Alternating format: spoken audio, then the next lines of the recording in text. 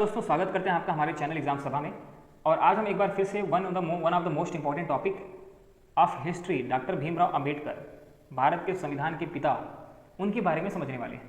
तो सबसे पहले आपको मैंने पहले ही बता दिया कि भारतीय संविधान के पिता के नाम से डॉक्टर भीमराव अंबेडकर को जाना जाता है। इनको बाबा साहिब के नाम से भी प्रसिद्धि मिली है। ठीक है, अब ड्राफ्टिंग कमेटी जो आपका संविधान सभा की जो ड्राफ्टिंग कमेटी थी संविधान की, उसके ये चेयरमैन बनाए गए थे। ठीक है, इसी वजह से इनको आपका भारत के संविधान का पिता भी कहा जाता है। अगर इनकी शिक्षा के बारे में समझें तो ये एक न्यायविद थे। ठीक है, इसके साथ साथ अर्थशास्त्री भी थे, इकोनॉमिस्ट भी थे, और ये अनटचेबल कास्ट से आते थे, मतलब कि ये आपका दलित वर्ग से आते थे। उन्होंने काफ़ी अपने जीवन में संघर्ष किया था और कई सामाजिक प्रताड़ना देखी थी।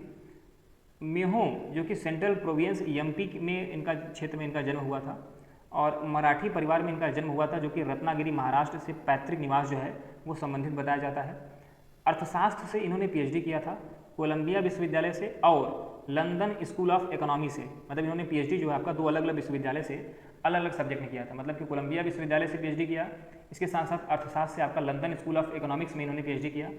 जातिगत डिस्क्रिमिनेशन के विरोधी थे ये। आप जानते हो कि इन्होंने पूना पैक्ट गांधी जी के सहयोग से आपका जो अलग से रिजर्वेशन आपका SC/ST के लिए, आपका दलित वर्ग के लिए, वंचित वर्ग के लिए दिलवाने का कार्य किया था। इसी के साथ साथ दलितों के अधिकार के लिए आपका खूब लड़े।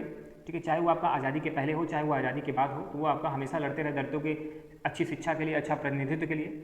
दलितों के शिक्षा एजुकेशन को प्रमोट करने के लिए उन्होंने कई बिल जो है वो आपका अंग्रेजों के पास रखे और कई बिल स्वीकार भी किए गए।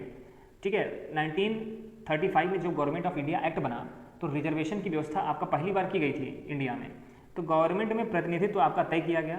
ये आपका अंबेडकर थे जिन्होंने आपका SC/ST को अलग से रिजर्वेशन जो मुहैया कराया था, ये एक बड़ी बात थी। बॉम्बे प्रेसिडेंसी की कमेटी में ये सदस्य भी चुने गए थे। 1925 में साइमन कमीशन के साथ इन्होंने काफ़ी हद तक काम किया था। मतलब साइमन कमीशन जो है आपका 1925 से जो ड्राफ्टिंग चल रही थी और उसने आपका रिपोर्ट 1930 में जाकर के दिया था, तो उसमें बॉम्बे जो आपका प्रेसिडेंसी था उसकी तरफ से इन्होंने एक सदस्य की भूमिका अदा की थी। मतलब परमानेंट सदस्य की भूमिका तो अदा नहीं करती, लेकिन उन्होंने काफ़ी हद तक इस पर काम किया था। अगर बात किया जाए 1927 की, तो अनटचेबिलिटी के विरोध में इन्होंने एक व्यापक आंदोलन शुरू किया था पूरे देश में। मंदिरों में प्रवेश नहीं मिलता था, पब्लिक वाटर पानी भरना, जातिगत तरीके से विरोध करना, ऐसे लोगों के ये आपका सख्त खिलाफ थे। और उसी के खिलाफ इन्होंने क्या किया कि आंदोलन की शुरुआत करी थी। वंचित वर्ग के लिए आपका पृथक आरक्षण का डिमांड करते थे और वो काफ़ी हद तक पूरा भी होता हुआ दिखाई दिया। लेकिन गांधी जी के द्वारा आपका पूना पैक्ट में उनको अलग से आरक्षण जो व्यवस्था SC/ST या वंचित वर्ग के लिए की गई थी वो आपका हमें देखने को मिलती है। गांधी शुरुआत में इससे असहमत थे। ब्रिटिश गवर्नमेंट 1932 में कम्युनल अवार्ड की शुरुआत कर चुकी थी। मतलब कि जातिगत तरीके से अगर कोई भी अच्छा काम करता है तो उसको पुरस्कृत करने का काम अंग्रेज करते थे। कुल मिलाकर फूट डालो और शासन करने वाला काम जो है अंग्रेज हमेशा करते थे। तो येरवादा जेल, ठीक है, जो कि आपका पुणे में है, वहाँ पर गांधी भूख हड़ताल पर बैठ गए। आखिर गांधी जेल में क्या कर रहे थे? तो नमक सत्याग्रह जो आपका था, आप जानते हो कि दांडी यात्रा हुई थी, तो नमक सत्याग्रह दांडी यात्रा के समय में गांधी के सांसद हजारों जितने भी आपका सत्याग्रही थे उनको अलग अलग जेलों में डाल दिया गया था। तो उसके तहत आपका गांधी जी को पुणे जेल में रखा गया था। और वहाँ पे आपका गांधी जी ने जब ये बात सुनी कि डॉक्टर जो अंबेडकर हैं वो अलग से रिजर्वेशन की डिमांड करते हैं, तो गांधी को सही नहीं लगा और वो आपका आमरण अनशन पे भूख हड़ताल पे बैठ गए।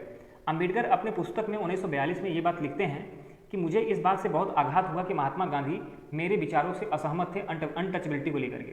ठीक है, फिलहाल गांधी और उनके बीच में जो आपका पूना पैक्ट हुआ उसके तहत ये बातें सोल्यूशन जो है वो आपका कंप्लीट हुआ। अंबेडकर और गांधी के बीच में पूना पैक्ट हुआ जिसमें जनरल इलेक्शन में रिजर्वेशन की सीट को तय कर दिया गया। मतलब माना गया कि कुछ रिजर्वेशन आपका SC/ST कैंडिडेट को मिलना चाहिए। इंडिपेंडेंट लेबर पार्टी बाद में जो SC मतलब शेड्यूल कास्ट फेडरेशन बनाया गया, उसकी शुरुआत उन्होंने 1936 में की थी। 1947 में आपका बॉम्बे जो कि नॉर्थ सेंट्रल प्रोविंस होता था, उससे वो चुनाव भी लड़े थे। मतलब 2 जगह से चुनाव लड़े थे, लेकिन वो चुनाव में हार गए थे। ठीक है, अब बात किया जाए वायसराय की, तो वायसराय एग्जीक्यूटिव काउंसिल में लेबर मिनिस्टर की संज्ञा इनको दी गई। मतलब वहाँ पे वो लेबर मिनिस्टर के तौर पर काम करते रहे कई वर्षों तक। 1947 में जब आपका कांग्रेस की सरकार बनी तो इनको कानून मंत्री बनाया गया। हिंदू कोड बिल पर नेहरू से मतभेद होने के कारण इन्होंने मंत्रालय छोड़ दिया था। ठीक है, मतलब कानून मंत्री इनको बनाया गया, विधि मंत्री बनाया गया, लेकिन हिंदू कोड बिल जब आ रहा था तो उसको लेकर के भीमराव अंबेडकर जो थे उनका नेहरू से मतभेद हो गया था, जिसकी वजह से वो आपका मंत्रालय छोड़ चुके थे। 1952 से लेकर के मरणोपरांत वो राज्यसभा के सांसद बने रहे थे। अगर स्टेबल रूपी की बात किया जाए तो उसके साथ मुक्त व्यापार के पक्षधर थे। उनका मानना था कि भारत के रुपया को निश्चित रख करके, मतलब रुपया जो है वो आपका डॉलर की तुलना में ऊपर नीचे न जाए, ऐसी मात्रा निश्चित करके हम क्या कर सकते हैं कि मुक्त व्यापार कर सकते हैं। क्योंकि तुरंत तुरंत हमारा देश जो है वो आपका गुलामी से छूटा था। तो जवाहरलाल नेहरू हों, चाहे वो गांधी हों, चाहे वो सरदार पटेल हों, वो लोग रिस्क नहीं लेना चाहते थे कि हम क्या करें कि मुक्त व्यापार कर दें, फिर ईस्ट इंडिया कंपनी जैसी कोई कंपनी आए और वो हमारे देश पे फिर से आपका गुलाम बना ले जाए। तो ये आपका मुक्त व्यापार के पक्षधर थे, लेकिन आपका अगर बात किया जाए जवाहरलाल नेहरू की या फिर अन्य उसमें जो नेता थे वो इसके पक्षधर नहीं थे। यहीं से विवाद शुरू होता है। आर्थिक विकास के लिए जनसंख्या नियंत्रण को वो सही मानते थे। महिलाओं के समानता के पक्षधर माने जाते हैं, महिलाओं की समानता होनी चाहिए, उनको हर जगह पार्टिसिपेशन मिलना चाहिए, वो इसको सही मानते थे। मृत्यु के कुछ महीने पहले की बात किया जाए तो उन्होंने बौद्ध धर्म स्वीकार कर लिया था। ठीक है, नागपुर में लाखों दलितों के साथ उन्होंने धर्म परिवर्तन किया था।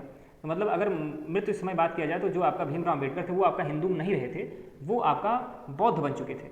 इसीलिए कई पुस्तकों और लेखों में उनकी इस तरह की चर्चा मिलती है।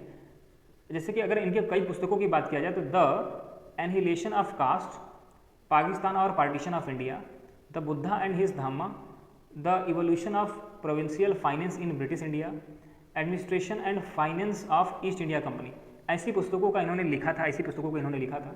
अगर बात किया जाए तो न्याय पाने का अधिकार संविधान की आत्मा माना गया, मतलब कि हर आदमी को संविधान के समक्ष जस्टिस मिलना चाहिए, ये जो पक्ष था आपका संविधान का, उसको वो संविधान की आत्मा मानते थे। कई बार एग्जामिनेशन में पूछता है कि अंबेडकर ने संविधान की आत्मा किसको बोला है, तो मतलब कॉन्स्टिट्यूशनल रेमेडी, हर आदमी कानून के तहत न्याय पा सकता है, इस बात को संविधान की आत्मा अंबेडकर साहब ने स्वीकार किया है। 1956 में दिल्ली में इनकी मृत्यु हो गई थी, क्योंकि मैंने पहले भी बताया कि ये आपका बौद्ध धर्म आपका स्वीकार कर चुके थे, इसीलिए इनका जो दाह संस्कार है वो आपका बुद्धिस्ट तरीके से हुआ। वहाँ पे महापरिनिर्वाण की ऐसी व्यवस्था है, तो यही माना जाता है कि किसी की मृत्यु नहीं होती, वो आपका निर्माण को प्राप्त हो जाता है। दादर में इनकी जो स्मृति है वो बनाया गया, चैत्य भूमि बनाई गई। 14 अप्रैल अंबेडकर की जयंती मनाई जाती है। तो अंबेडकर जयंती, भीम जयंती, श्रद्धा से जो जिन लोगों की जैसी इच्छा होती है उस हिसाब से इनकी जयंती को मनाया जाता है। और संविधान बनाने वाले भीमराव अम्बेडकर ही रहे हैं, तो ये हमारे देश के सभी के पूज्य हैं। फिलहाल इस वीडियो में इतना ही, और इसी तरह के वीडियोज़ को देखने के लिए हमारे चैनल को आप सब्सक्राइब कर सकते हो। धन्यवाद।